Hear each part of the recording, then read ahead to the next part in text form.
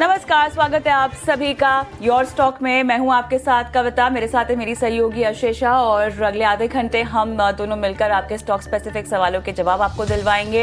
इस शो की खास बात यह है कि बाजार की चाल जिस तरफ भी हो, आपके पास मुनाफा आपके पोर्टफोलियो में होना चाहिए और इसीलिए कोई सवाल पूछना चाहते हैं तो अपने सवाल हम तक पहुंचा सकते हैं।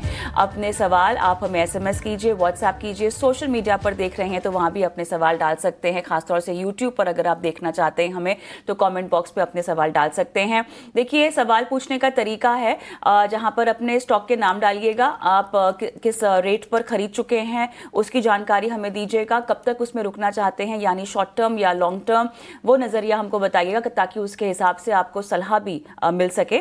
और कोई नई खरीद भी आप करना चाहते हैं तो उसके बारे में भी आप जानकारी हमसे ले सकते हैं। जिसमें आपकी मंशा है खरीदने की, जिस काउंटर में उसका नाम डाल दीजिएगा, आपको हम बताएंगे कि आपको खरीदना चाहिए या नहीं खरीदना चाहिए। और चलिए, यहाँ पर हमारे साथ आज बाजार के मेहमान भी जुड़ गए हैं। मार्केट एक्सपर्ट रेलिगे ब्रोकिंग के अजीत मिश्रा हमारे साथ है और जियोजित फाइनेंशियल के गौरांग शाह, आप दोनों का स्वागत है। और बाजार का एक चेक लेते हैं, उसके बाद जुड़ते हैं आपसे और दर्शकों के सवालों के जवाब भी हम यहाँ पर चाहेंगे आपसे ही। तो क्लियरली फिलहाल जिस तरह से बाजार अब घूमता हुआ दिखाई दे रहा है, ऊंचाई पर फिलहाल दिखाई तो दे रहा है, लेकिन बैंक निफ्टी आप देखिए बहुत ही फ्लैट होता हुआ 55,100 के नीचे अब जाता हुआ दिखाई दे रहा है। इनफैक्ट 55,000 को ही ये होल्ड कर ले, अभी उसी कवायद में लगा हुआ है। एक चेक लेकिन हम फिर भी मार्केट ब्रेथ पर लेना चाहेंगे जहां पर 914 डिक्लाइंस है और एडवांसेस का खेमा फिलहाल तो भारी दिखाई दे रहा है 1686 और 24,500 के ऊपर बना हुआ है निफ्टी 1/4% की तेजी के साथ और लगभग 200 अंकों की तेजी के साथ सेंसेक्स में भी 1/4% तक का मूव हम फिलहाल देख रहे हैं। ब्रॉडर मार्केट्स भी थोड़ा बहुत सपोर्ट कर रहे हैं। मिड कैप लगभग 0.5% ऊपर है इंडेक्स के लिहाज से, स्मॉल कैप में भी हम देख रहे हैं लगभग 0.5% तक की मजबूती फिलहाल दिखाई दे रही है।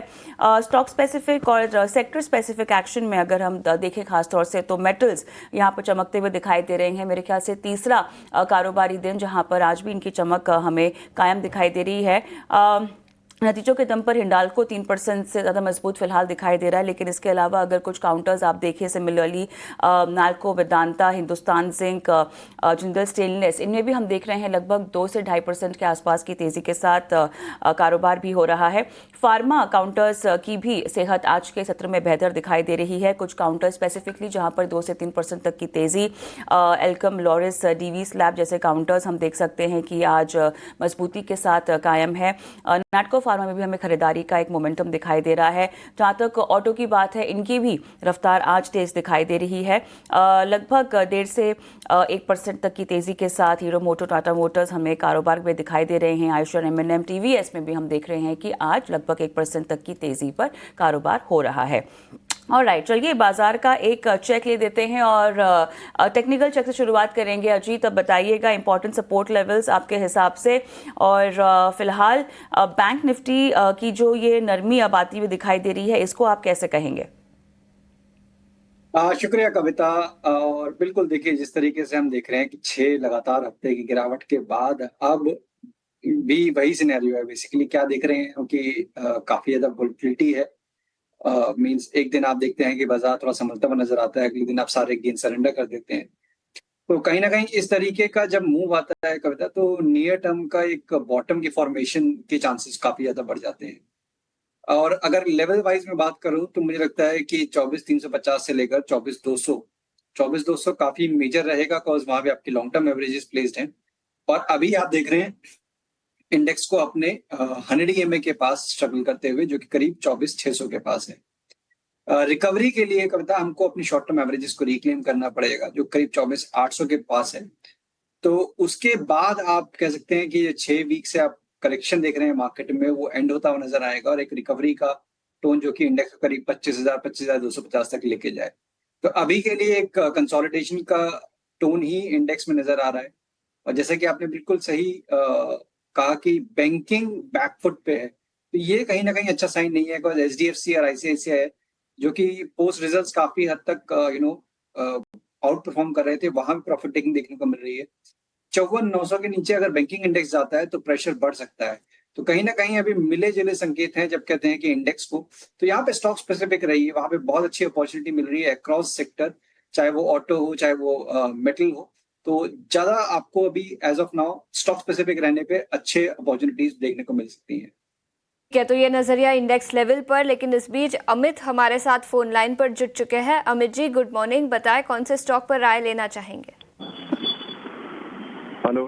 हाय अमित जी, गुड मॉर्निंग, हम आपको सुन पा रहे हैं। Good morning madam. बताएं। मैंने ये शेयर लिए थे 9 जून को रैक लिमिटेड के 426 रुपए के रेट से 50 शेयर। तो इसमें मैं जानना चाहता हूँ कि इसको अभी होल्ड करना चाहिए या निकल जाना चाहिए इसमें से। ठीक है, 26 जून को खरीदारी कर रखी थी, 2 महीने हो चुके हैं, क्या टाइम होराइजन होगा आपका? 9 जून को। कितने समय तक आप होल्ड कर पाएंगे अभी? होल्ड तो कर सकता हूँ मैं अभी भी 4-5 महीने 6 महीने। ठीक है, गौरांग सर आपसे पूछना चाहूंगी, आरईसी उनका होराइजन तो 5-6 महीने का है, लेकिन फंडामेंटल्स पर देखें तो आपकी क्या राय होगी इस कंपनी पर? बहुत बहुत धन्यवाद इस मंच पर आमंत्रित करने के लिए। सभी को प्रणाम और शुभ प्रभात। देखिए, पहले तो इनका जो नजरिया है अमित जी का, 3-4-6 महीने की बात करें तो वो पहले तो बहुत ही छोटी अवधि हो जाती है हम जैसे लोगों को किसी प्रकार की सलाह या राय देने के लिए, पहली बात। दूसरी बात, आरईसी पर फिलहाल तो कवरेज नहीं है। कुछ समय पहले हमारी कवरेज थी, लेकिन हमारे लक्ष्यांक आने के पश्चात कवरेज निकाल दी है। एक छोटा सा डिस्क्लोजर भी दे देता हूं पहले, कि जो भी निवेश लायक रणनीति आज इस प्रातःकाल आपके शो में हम रखेंगे, ये हमारे रिसर्च टीम की तरफ से राय है। इसमें हमारी कंपनी जियोजित अथवा हमारा कोई निजी निवेश नहीं है, ना ही किसी प्रकार का वित्तीय लाभ हमें मिलता है, ना ही किसी प्रकार का कॉन्फ्लिक्ट ऑफ इंटरेस्ट। लेकिन इसी स्तर पर राय हमारे क्लाइंट्स को देते, हो सकता है उनका निवेश हो। तो आप आते हैं इनके प्रश्न के ऊपर। तो पहले तो ये सरकारी कंपनी है, ऊर्जा वितरीकरण से ज्यादातर कामकाज रखती है। इसका नाम हुआ करता था रूरल इलेक्ट्रिफिकेशन कॉर्पोरेशन, फिर इसका नाम बदल गया आरईसी बन गया। देखिए, ये क्षेत्र अच्छा लगता है, यानी कि ऊर्जा वितरीकरण का जो क्षेत्र है या फिर ऊर्जा क्षेत्र जो है वो हमें अच्छा लगता है, हमारी रिसर्च टीम को।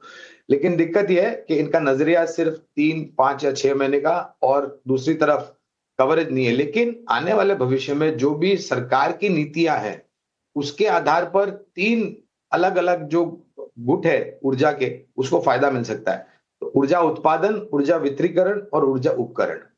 तो भविष्य काफी सक्षम और मजबूत लग रहा है, लेकिन दिक्कत है नजरिया इनका छोटा और हमारी फिलहाल कवरेज नहीं। ठीक है, तो ये नजरिया आरईसी पर, लेकिन इस बीच एक छोटे से ब्रेक के लिए रुकेंगे, लेकिन ब्रेक के बाद हिंडाल्को के मैनेजमेंट के साथ उनके नतीजों पर बातचीत करेंगे। बने रहिए हमारे साथ।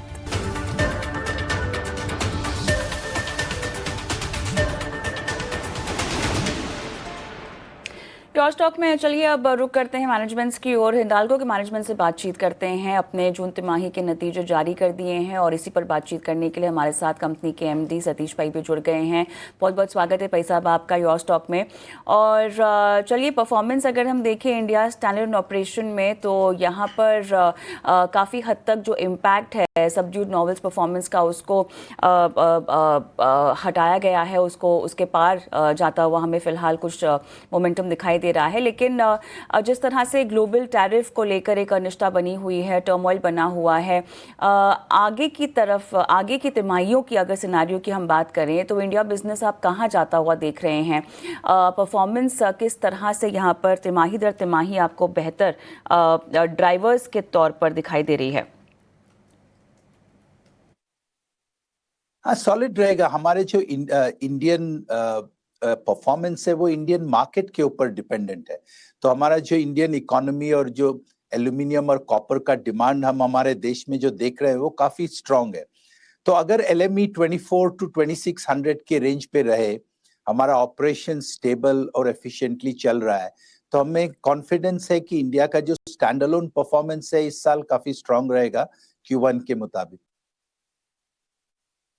तो ये इंडिया परफॉर्मेंस को लेकर नजरिया था, लेकिन इसके अलावा हिंडाल्को की होली ओन्ड सब्सिडरी नोवेलिस की बात करें तो पहली तिमाही में कमजोरी दिखी, थोड़ा सा सबड्यूड परफॉर्मेंस था। क्या ये सॉफ्टनेस दूसरी तिमाही में भी नजर आएगी और कब तक रिवाइवल की उम्मीदें लगाई जा रही है? तो नोवेलिस का हम लोग ने जो कल एनालिस्ट कॉल में गाइडेंस दिया है कि Q1 का जो परफॉर्मेंस है हमको जो दिख रहा है वो बॉटम पार्ट है। Q2 Q1 के मुताबिक इक्वल रहेगा, but second half of this year Novelis के मार्जिन्स और परफॉर्मेंस में आपको काफी गेन दिखना शुरू होगा, क्योंकि नोवेलिस के एंड मार्केट डिमांड्स काफी स्ट्रांग है। उनका जो स्क्रैप स्प्रेड्स है वो इम्प्रूवमेंट शुरू हो रहा है, और जो कॉस्ट रिडक्शन का जो प्रोग्राम है नोवेलिस का 300 मिलियन कॉस्ट रिडक्शन प्रोग्राम उन्होंने जो शुरू किया है, वो भी अभी काफी बॉटम लाइन पे आपको दिखना शुरू होगा।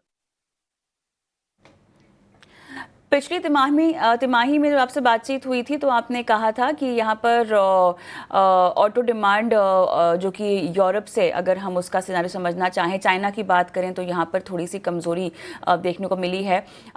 यूएस की अगर हम बात करें तो वो थोड़ा सा स्टेडी हमें आता हुआ दिखाई दे रहा है मामला। लेकिन अब फिलहाल स्टेटस इन्हीं तीनों जोन में से पूछना चाहें तो क्या है, और साथ ही ऑटो डिमांड टैरिफ्स की वजह से अब कितनी पिछड़ सकती है, कितनी कमजोर हो सकती है? जो गाइडेंस मैंने लास्ट क्वार्टर पे दिया था वैसे ही है। यूएस ऑटो डिमांड काफी रेजिलिएंट है, हमने कहीं वीकनेस नहीं देखा है। एक्चुअली यूएस कैन डिमांड काफी स्ट्रांग है, हम लोग ने जो एक्सपेक्ट किया था उससे स्ट्रांगर निकला है। और यूरोप और चाइना में जो मैंने पहले कहा था वैसे ही है, थोड़ा सबड्यूड है ऑटो डिमांड, पर यूएस में हमने कोई ऑटो डिमांड पे अभी तक वीकनेस नहीं देखा है।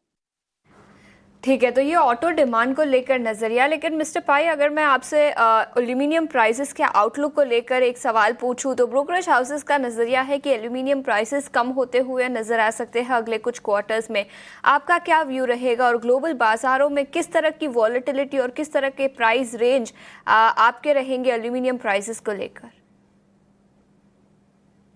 नहीं, हमारा जो गाइडेंस था वो उस पे कोई चेंज नहीं है। लास्ट क्वार्टर में जैसे मैंने कहा था कि एल्यूमिनियम प्राइसेस $2400 to $2600 पर टन के रेंज में रहेगा, मैं अभी भी वही रिएटिरेट करूंगा कि यही रेंज है।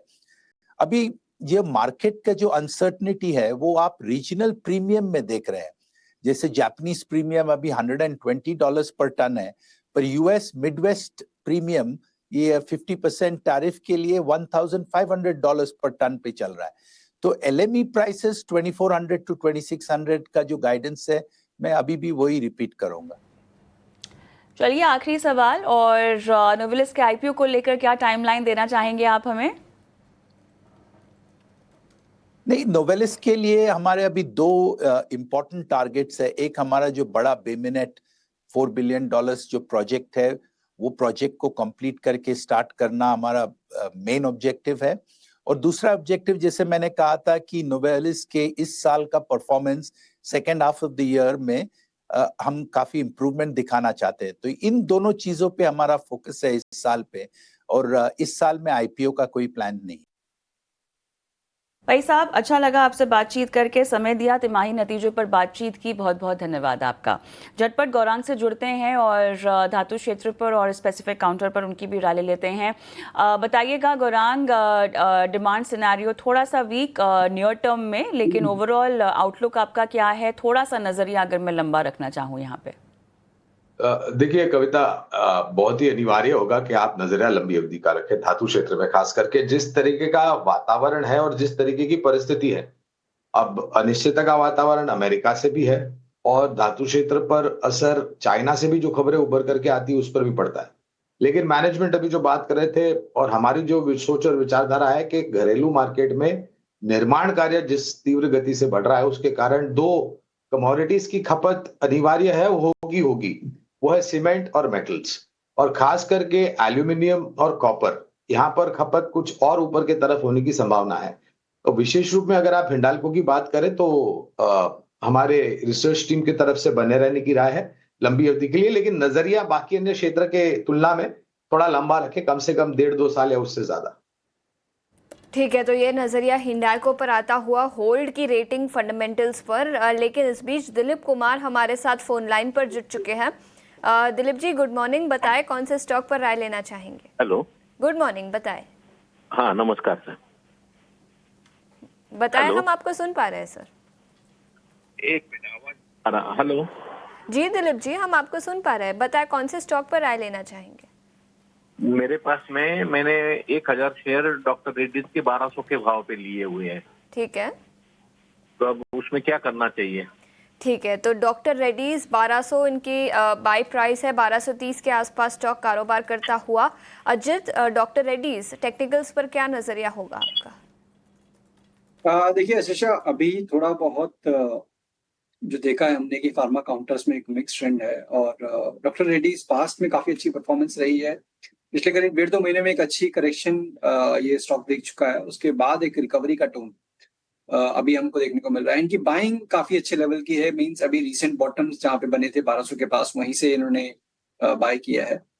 मुझे लगता है कि अभी रिकवरी की शुरुआत हुई है और वो फर्दर स्ट्रेंथन हो सकती है जब भी आप 1240-45 के लेवल्स को क्रॉस करते हुए देखेंगे स्टॉक को।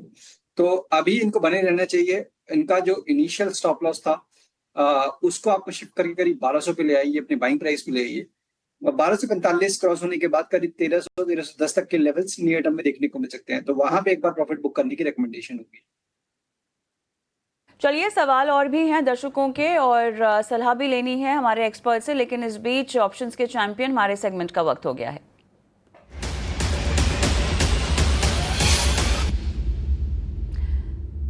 लक्ष्मीकांत शुक्ला जी मेरे साथ जुड़ गए हैं। लक्ष्मीकांत जी, हाय मॉर्निंग, स्वागत है आपका। और आज समय थोड़ा सा कम है मेरे पास, सीधा आपकी आज की सलाह पर जाना चाहती हूँ, बताइए।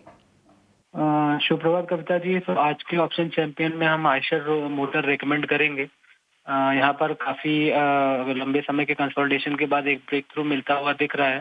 डेली के चार्ट पे कप एंड हैंडल का ब्रेकआउट आया है जो कि पॉजिटिव सेंटीमेंट दर्शाता है इस स्टॉक में। तो 5700 का कॉल ऑप्शन हमें बाय करना है। अभी 108-110 रुपए के आसपास चल रहा है, तो हम इसको करंट लेवल पे भी बाय कर सकते हैं। इसमें जो हमारे टारगेट हैं वो 190 रुपीज के हैं और बाय करते समय हमें 70 रुपीज का स्टॉप लॉस मेंटेन रखना है। जो मैक्सिमम रिस्क बन रहा है वो दिख रहा है 7000 रुपीज का, और अगर टारगेट अचीव होते हैं तो जो मैक्सिमम रिवॉर्ड है वो आता हुआ दिखाई दे रहा है 14000 रुपीज का। चलिए, तो यहाँ पर आयशर मोटर्स आपने आज की रिकमेंडेशन दे रखी है और लक्ष्य 190 का, स्टॉप लॉस जो कि बहुत ज़रूरी है लगाना 70 रुपये का आप बता रही हैं, अधिकतम मुनाफा जो आपने आंका हुआ है 14000 का, नुकसान आपकी कैलकुलेशन के मुताबिक लगभग 7000 का। बहुत बहुत धन्यवाद लक्ष्मीकांत जी। और लगे हाथों एक डिस्क्लेमर भी दर्शकों के लिए, क्योंकि F&O ट्रेडिंग में काफ़ी जोखिम भी होता है, लिहाजा आप सतर्कता के साथ आगे बढ़े, सलाह मशवरा लेकर ही आप आगे बढ़े। चलिए, तो योर स्टॉक की आज की इस पेशकश को हम यहीं समाप्त करते हैं। अजीत, बहुत बहुत धन्यवाद, आपने समय दिया। गौरांग, हमारी खास पेशकश के लिए आप हमारे साथ बने रहें। और ओवरऑल तिमाही नतीजों का माहौल कैसा रहा है इसका हम विश्लेषण करेंगे और आने वाली तिमाहियों के लिए भी आपके लिए क्या क्यूज निकल कर आते हैं, हमारी खास पेशकश इस छोटे से ब्रेक के बाद।